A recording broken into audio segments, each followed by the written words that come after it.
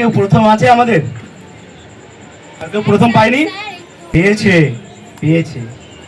একজনে অধ্যয়ন গৃহশিক্ষক কোনোদিন প্রথমে থামে না, কারণ আমরা শেষ রক্ত বিন্দু পর্যন্ত লড়তে জানি।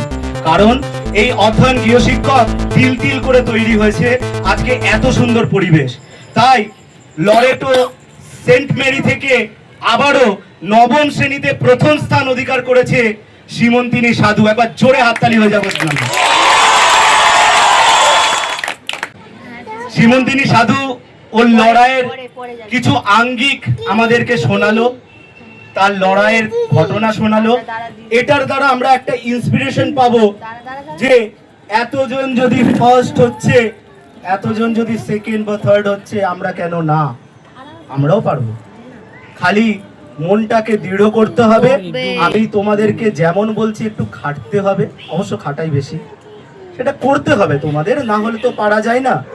সীমন্তিনী ঠিক সেইভাবেই ষষ্ঠ শ্রেণী থেকে লড়াই করতে করতে করতে করতে সে কিন্তু পর পর প্রথম স্থান অধিকার করে আসছে। তাই একবার ওর নামে আবারও একবার জোরে হাততালি হয়ে যায়। ওর যেন আগামীর পথ ঠিক এইরকম কঠিনকে বেছে নিয়ে যেন সে প্রথমই হয়।